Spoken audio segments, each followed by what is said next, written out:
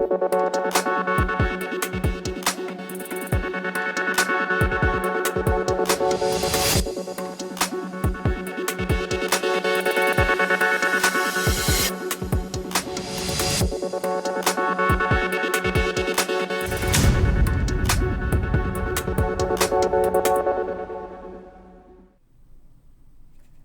जन टीवी देख रहे हैं आप। मैं श्वेता शर्मा आपके साथ। खबरों की शुरुआत से पहले एक नजर डालेंगे अभी की हेडलाइंस पर।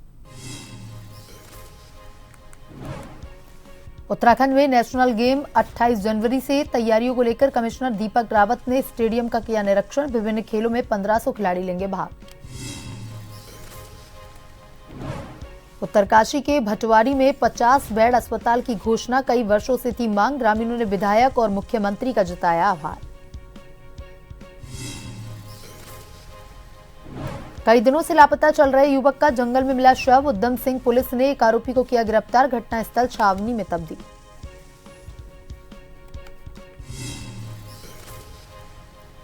काशीपुर पुलिस ने टेंट गोदाम में चोरी का किया खुलासा। 3 चोरों को किया गिरफ्तार। हथियार समेत चोरी का सामान बरामद।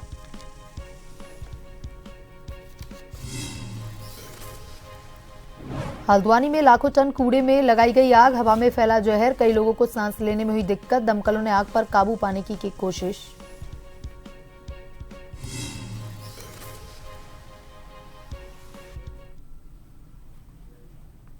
और अब खबरें विस्तार से। राज्यपाल लेफ्टिनेंट जनरल गुरमीत सिंह एवं मुख्यमंत्री पुष्कर सिंह धामी ने बुधवार को राजपुर रोड स्थित राष्ट्रीय जल सर्वेक्षण कार्यालय में नौसेना दिवस के अवसर पर आयोजित कार्यक्रम में प्रतिभाग किया। इस अवसर पर उन्होंने पुस्तक Indian list of radio signals volume का विमोचन किया। कार्यक्रम के दौरान राज्यपाल ने 1971 के भारत पाक युद्ध के दौरान भारतीय नौसेना के ऑपरेशन ट्राइडेंट की उपलब्धियों का स्मरण करते हुए कहा कि यह नौसेना सहित पूरे देश के लिए गौरवान्वित महसूस करने और उस जीत को याद करने का अवसर है। राज्यपाल ने सभी देशवासियों को नौसेना दिवस की शुभकामनाएं देते हुए कहा कि भारतीय नौसेना पर हम सभी को गर्व है। उन्होंने कहा कि आज के दिन हम उन वीर सपूतों को नमन कर रहे हैं जिन्होंने हमारे समुद्री हितों की रक्षा के लिए अपना जीवन समर्पित कर दिया। मुख्यमंत्री पुष्कर सिंह धामी ने सभी को नेवी दिवस की शुभकामनाएं देते हुए कहा कि भारतीय नौसेना की वीरता और समर्पण के लिए कृतज्ञता व्यक्त करने का दिन है। नौसेना देश की वो शक्ति है जिससे भारत के दुश्मन टकराने से डरते हैं।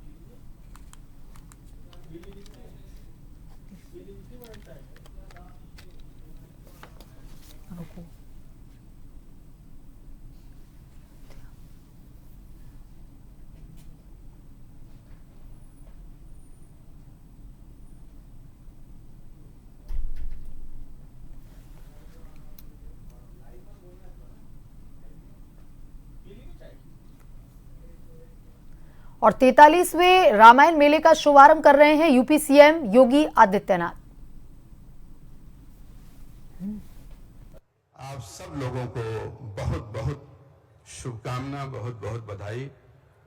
मैं माननीय मुख्य अतिथि जी के सम्मान के लिए अपने मंच से जगत गुरु स्वामी राघवाचार्य जी और सीएम योगी आदित्यनाथ अयोध्या के दौरे पर हैं। 43वें रामायण मेले का शुभारंभ कर रहे हैं।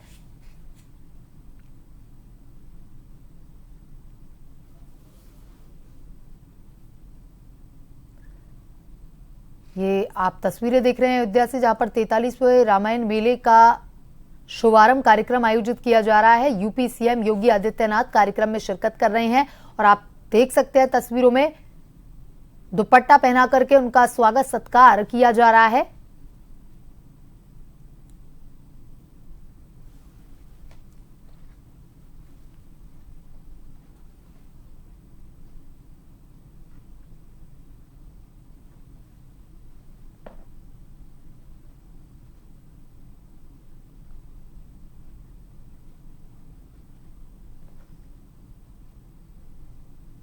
अयोध्या के दौरे पर हैं यूपी के सीएम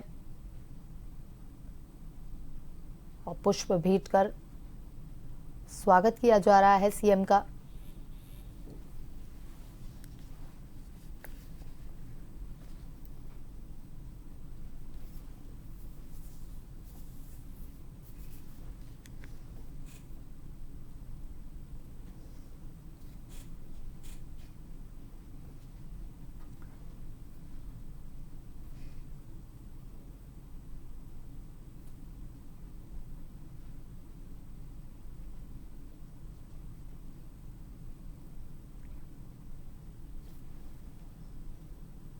भगवान श्री राम की तस्वीर, दुपट्टा और पुष्प देकर के सीएम का स्वागत किया गया।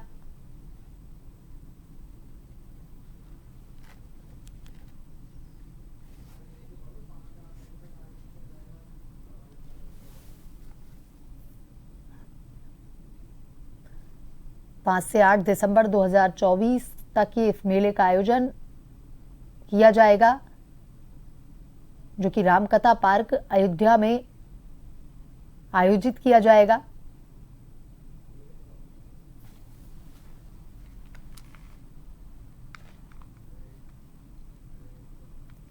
उत्तराखंड के जिला उधम सिंह नगर में फरवरी माह में प्रस्तावित नेशनल गेम्स की तैयारियों को लेकर के कुमाऊं कमिश्नर दीपक रावत ने निर्माणाधीन इंडोर स्टेडियम का निरीक्षण किया। इस दौरान उन्होंने अधिकारियों और निर्माणाधीन एजेंसियों से जानकारी भी ली। इस दौरान उन्होंने स्टेडियम के ड्रेनेज सिस्टम को लेकर अधिकारियों को आवश्यक दिशा निर्देश दिए। गौरतलब है कि 38वें नेशनल गेम 28 जनवरी से 14 फरवरी तक उत्तराखंड में होने हैं। ऐसे में 3 गेम हैंडबॉल, वॉलीबॉल और साइकिलिंग गेम रुद्रपुर के मनोज सरकार स्टेडियम में होना है, जिसमें लगभग 1500 खिलाड़ी रुद्रपुर पहुंचेंगे। खेल विभाग द्वारा की जा रही तैयारियों का जायजा लेने के लिए कुमाऊं कमिश्नर रुद्रपुर स्टेडियम पहुंचे। इस दौरान उन्होंने इंडोर स्टेडियम के निरीक्षण के दौरान लाइटिंग और वेंटिलेशन बेहतर करने के निर्देश दिए हैं, जिसके बाद उन्होंने वेलोड्रम का निरीक्षण किया।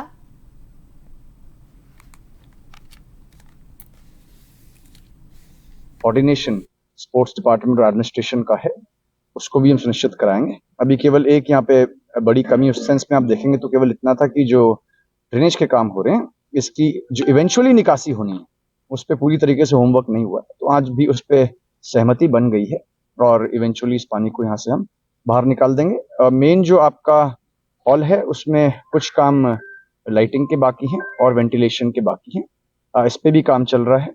बाकी जो 14 दिन के आसपास यहाँ पे इवेंट चलेगा उसमें जो रोजमर्रा की देखरेख होगी या मैन पावर चाहिए होगी, उसके लिए एक इवेंट मैनेजमेंट कंपनी पैनल पे है, लेकिन स्पोर्ट्स डिपार्टमेंट से अभी कहा गया है कि वो डिटेलिंग इसकी कर लें। सीमांत विकासखंड भटवाड़ी गंगोत्री धाम का प्रमुख पड़ाव है। साथ ही लगभग 40 गांवों के प्रमुख बाजार भटवाड़ी को विधायक सुरेश सिंह चौहान के अथक प्रयासों से भटवाड़ी में चारधाम यात्रा मार्ग पर प्राथमिक स्वास्थ्य केंद्र भटवाड़ी को 50 शैय्या युक्त उपजिला चिकित्सालय में उच्चीकृत किए जाने की स्वीकृति मिली है। लंबे समय से भटवाड़ी क्षेत्र में यात्रा मार्ग के निकट स्वास्थ्य सेवाओं का उच्चीकरण होने की मांग की जा रही थी, जिससे कि ग्रामीण क्षेत्रों के साथ साथ यात्रा सीजन में नजदीकी स्वास्थ्य केंद्र पर तत्काल स्थिति में आम लोगों तथा यात्रियों को स्वास्थ्य सेवाओं की सुविधा मिल सके। विधायक ने प्रदेश के मुख्यमंत्री और स्वास्थ्य मंत्री को पत्र प्रेषित करते हुए यात्रा मार्ग में समृद्ध स्वास्थ्य सुविधाएं उपलब्ध करवाने की मांग की थी। ग्रामीणों ने विकासखंड को मिली सौगात के लिए सरकार का आभार जताया। सरकार का और माननीय विधायक जी हमारे गंगोत्री विधानसभा के बहुत ही यशस्वी विधायक आदरणीय सुरेश चौहान जी का भी धन्यवाद ज्ञापित करता हूं और प्रमुख जी का भी धन्यवाद ज्ञापित करता हूं, जिनके अथक प्रयासों से आज जो है वहां पे 50 बेड का हॉस्पिटल हमारी राज्य सरकार के द्वारा स्वीकृति मिली है और जिसकी नितांत आवश्यकता थी पूरे ब्लॉक को, और उससे स्थानीय लोगों को तो सुविधा मिलेगी। अभी तो जितने भी हमारे 4 धाम यात्री गंगोत्री धाम को आते हैं उनके लिए भी जो है यहाँ जो है बहुत बड़ा एक वरदान समझता हूँ कि इमरजेंसी के टाइम पे जो है ये जो है हमारे लिए जो है मील का पत्थर साबित होगा। विकासखंड भटवाड़ी में और गंगोत्री मार्ग की लाइफलाइन माना जाता है भटवाड़ी, और उससे ऊपर कहीं इतना बड़ा हॉस्पिटल नहीं था। तो सबसे पहले मैं अपने यशस्वी माननीय मुख्यमंत्री धामी जी का बहुत यहाँ की जनता की ओर से और अपनी ओर से उनका आभार व्यक्त करता हूँ। अपने स्वास्थ्य मंत्री का भी, जिन्होंने यहाँ पर 50 बेड का लगभग 22-23 करोड़ रुपए का हॉस्पिटल जो है भटवाड़ी के लिए स्वीकृत किया, और उससे जहाँ हमारे तमाम जो सीमांत के लोग रहने वाले हैं उनको भी लाभ मिलेगा और तमाम जो हमारे तीर्थाटन पर्यटन यहाँ पर आते हैं उनको भी इस हॉस्पिटल से लाभ मिलेगा। हरिद्वार की मुख्य विकास अधिकारी आकांक्षा कुंडे ने जल जीवन मिशन के अंतर्गत जमालपुर कला में बनाई गई पेयजल योजना का स्थलीय निरीक्षण किया। उन्होंने निर्देशित करते हुए कहा कि लोगों को अच्छी गुणवत्ता का पेयजल उपलब्ध करवाया जाए, साथ ही पानी की सप्लाई भी निर्विरोध रूप से जारी रहे। सीडीओ हरिद्वार ने निर्देशित करते हुए कहा कि पेयजल आपूर्ति और लाइन में किसी भी प्रकार की समस्या आने पर उसे तत्काल दूर करने के लिए टीम तैनात की जाए। टीम का संपर्क नंबर भी सार्वजनिक किया जाए। योजना है उसका निरीक्षण किया गया है। निरीक्षण के दौरान जो प्राइमा फेसिया है कि वो पूरी जो स्कीम है अच्छे से चल रही है। ट्यूबवेल का भी निरीक्षण किया गया है। टोटल इस स्कीम से 4,500 जो परिवार हैं एफएसटीसी जो है वो कवर हो रही है। तो गांव वाले भी हैं, प्रधान जी के भी प्रतिनिधियां आए हैं और उनके द्वारा भी अवगत कराया गया है कि कोई समस्या नहीं है, पाइपलाइन में भी कोई समस्या नहीं है। कहीं कहीं अगर लीकेज आता भी है तो उसको तत्काल सही कर दिया जा रहा है। तो ये जो पूरी स्कीम है इसका मेंटेनेंस ऑपरेशन जो है जल निगम द्वारा ही अभी देखा जा रहा है। उत्तराखंड हाईकोर्ट में उत्तरकाशी के बड़कोट को पानी की समस्या से निजात दिलाए जाने को लेकर दायर जनहित याचिका पर सुनवाई हुई। मामले की सुनवाई पर पूर्व के आदेश का पालन करते हुए राज्य सरकार की तरफ से कहा कि 31 मार्च तक बड़कोट में पानी की नियमित सप्लाई हो जाएगी। जितनी वर्तमान में जरूरत है, बड़ी योजना बनाने पर भी कार्रवाई चल रही है, जिस पर कोर्ट ने सरकार से आज शपथ पत्र पेश करने को कहा है। बुधवार को मामले की सुनवाई कार्यवाहक मुख्य न्यायाधीश मनोज कुमार तिवारी व न्यायमूर्ति विवेक भारती शर्मा की खंडपीठ में हुई। मामले की अगली सुनवाई 10 दिसंबर की तिथि नियत की है। कोर्ट में सीएससी साहब प्रेजेंट हुए थे सचिव साहब की तरफ से, और सचिव साहब भी वर्चुअली अपीयर हुए थे। इन्होंने आश्वासन दिया है कि वो आज ही कोर्ट के कार्यकाल में ही एफिडेविट कोर्ट को पेश कर देंगे कि वो 30 मार्च तक बड़कोट वासियों को पानी उपलब्ध करवा देंगे और अगली डेट में कोर्ट में ही एफिडेविट प्रेजेंट हो जाएगा 10 दिसंबर को नेक्स्ट डेट है। इसमें कितनी बड़ी राहत है 20,000 की आबादी को? 20,000 और 10,000 आबादी का तो आकलन ही जल संस्थान का है। वैसे तो वहाँ की आबादी 40,000 तक है, क्योंकि बड़कोट एक ऐसा शहर है जो 100 गांव वहाँ पे डिपेंड करते हैं एक बड़कोट शहर पे। तो लगभग कुछ हद तक तो राहत है कि कुछ सालों तक तो हमें राहत मिलेगी, लेकिन हमारा मेन पॉइंट ये है कि हमें पंपिंग योजना स्वीकृति चाहिए और 30 साल तक कम से कम इस समस्या से निपटारा चाहिए। वक्त चलाए छोटे से ब्रेक का। ब्रेक के बाद वापस खबरों की तरफ रुख करेंगे।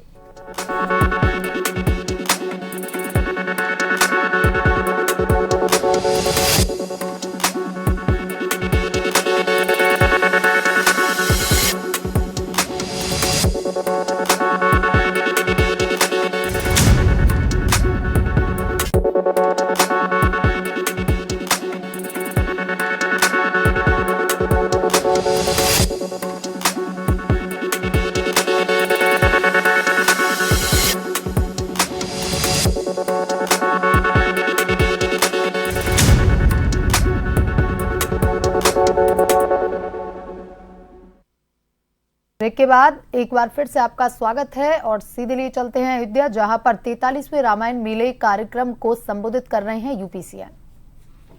पूज्य संतजन, श्री राम अनुरागी सभी मेरे उपस्थित बहनों और भाइयों,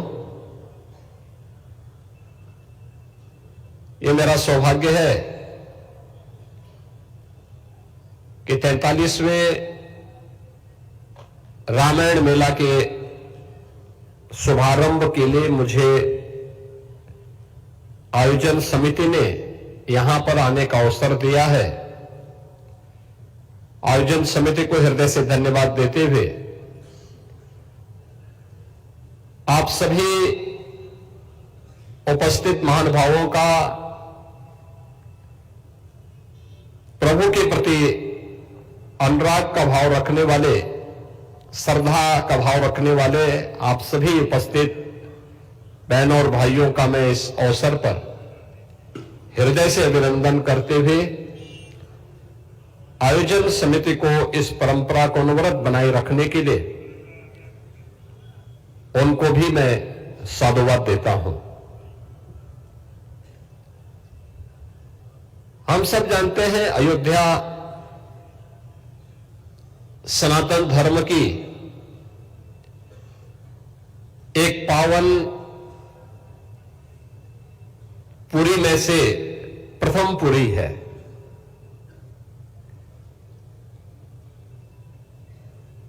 आज से नहीं, हजारों वर्षों से विश्व मानवता के कल्याण का मार्ग इस पावन धरा ने प्रशस्त किया है। जब हम अयोध्या की बात करते हैं तो अयोध्या तो दुनिया के लिए एक मार्गदर्शक है, एक ऐसी भूमि जहां कोई युद्ध करने का दुस्साहस नहीं कर सकते हो। दुनिया के अंदर वर्तमान में चल रहा जो द्वंद्व है, उस समस्या के समाधान की भूमि है अयोध्या। राग द्वेष से मुक्त,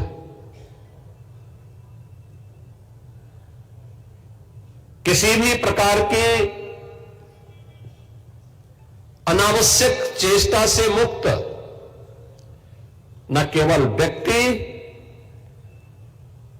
बल्कि समाज और पूरी व्यवस्था कैसे उच्च आदर्शों और मर्यादाओं के द्वारा संचालित हो सकती है, उसकी आदर्श पृष्ठभूमि किसी एक धरा ने रचा था, तो उस धरा का नाम है अयोध्या।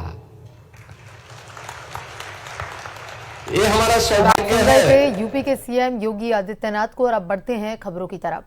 चमोली के अमन ठाकुर ने 60वीं विद्यालय राष्ट्रीय एथलेटिक्स प्रतियोगिता के तहत अंडर 17 वॉक रेस इवेंट में ब्रॉन्ज मेडल जीतकर जनपद का नाम गौरवान्वित किया। विद्यालय राष्ट्रीय खेलों में ब्रॉन्ज मेडल जीतने पर जिलाधिकारी संदीप तिवारी ने एथलीट अमन ठाकुर, उनके कोच गोपाल सिंह विष्ट और स्कूल के प्रधानाचार्य दिनेश मिठानी को सम्मानित किया और खिलाड़ी अमन ठाकुर को उनके उज्जवल भविष्य के लिए शुभकामनाएं भी दी।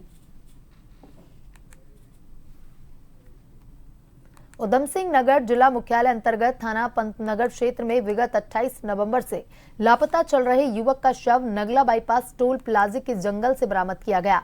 पुलिस ने शव को कब्जे में लेते हुए पोस्टमार्टम के लिए भेज दिया है। पुलिस टीम ने घटनास्थल को छावनी में तब्दील कर दिया है। फोरेंसिक टीम एविडेंस कलेक्ट में जुटी हुई है। पंतनगर थाना पुलिस ने एक संदिग्ध युवक को हिरासत में लिया है।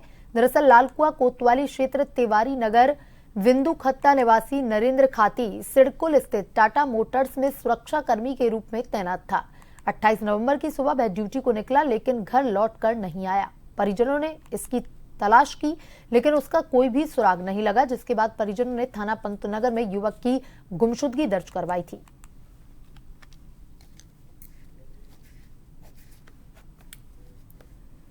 पुलिस ने टेंट के गोदाम से हुई चोरी का खुलासा करते हुए 3 चोरों को असला के साथ गिरफ्तार किया। पुलिस को चोरों के पास से चोरी किए गए सामान के साथ साथ 3 अवैध तमंचे, कारतूस, चाकू समेत चोरी करने का सामान बरामद हुआ। कोतवाली में मामले का खुलासा करते हुए क्षेत्राधिकारी दीपक सिंह ने बताया कि टांडा उज्जैन चौकी स्थित सुभाष नगर के अनुराधा टेंट हाउस में विगत 28 नवंबर की रात शातिर चोरों ने टेंट की कीमती सामान, बर्तन चोरी कर लिए थे, जिसके दर्ज मुकदमे में टांडा उज्जैन चौकी प्रभारी सुनील सुतेड़ी ने अपनी टीम के साथ शुगर मिल रोड से अन्य चोरी की फिराक में तीनों चोरों को गिरफ्तार कर लिया। कि कुछ संदिग्ध लोग जो हैं वो घूम रहे हैं और चोरी भी कर सकते हैं। तो कल भी ऐसी सूचना आई, तो हमारे सब इंस्पेक्टर सुनील को एक सूचना आई थी, तो ये अपनी टीम लेके मौके पे गए, तो शुगर मिल के पास 3 लोग संदिग्ध अवस्था में घूमते हुए मिले। तो जब उनकी तलाशी ली गई तो दो लोगों से तमंचे और जिंदा कारतूस बरामद हुआ और एक से अधिक चाकू बरामद हुआ। फिर जब उनको थाने लाया गया और सख्ती से पूछताछ की गई तो उनको बताया गया कि सर हाँ साहब, हमने कुछ दिन पहले एक चोरी भी की है।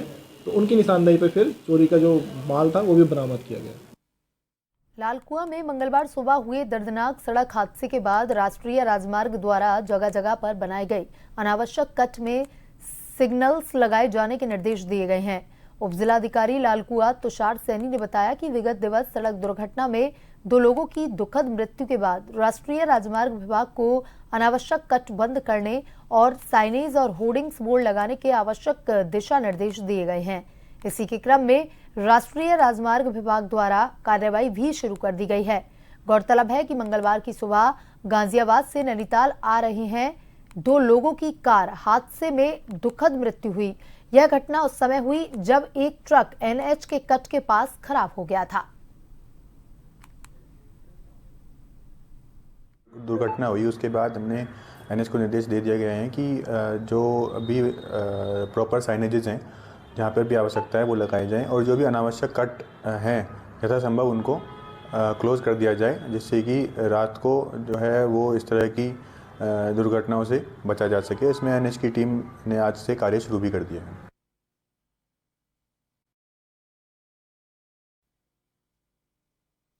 लालकुआ में मंगलवार सुबह एक दर्दनाक सड़क हादसे के बाद राष्ट्रीय राजमार्ग द्वारा जगह जगह पर बनाए गए अनावश्यक कट में सिग्नल्स लगाए जाने के निर्देश दिए गए हैं। उप जिलाधिकारी लालकुआ तुषार सैनी ने बताया कि विगत दिवस सड़क दुर्घटना में 2 लोगों की दुखद मृत्यु के बाद राष्ट्रीय राजमार्ग विभाग को अनावश्यक कट बंद करने, साइनेज और होर्डिंग्स बोर्ड लगाने के भी आवश्यक दिशा निर्देश दिए गए हैं। उत्तराखंड के हल्द्वानी शहर में गोला पुल के पास लाखों टन कूड़े में आग लगने से हवा में जहर फैल गया है। कूड़े के ढेर से निकलने वाले प्रदूषित धुएं के कारण कई लोगों ने सांस लेने में दिक्कत होने की शिकायत की है। पिछले 2 दिनों से दमकल विभाग आग बुझाने की कोशिश कर रहा है। स्थानीय नगर पालिका को आग के पीछे किसी साजिश का संदेह है और उसने पुलिस में औपचारिक शिकायत दर्ज करवाई है।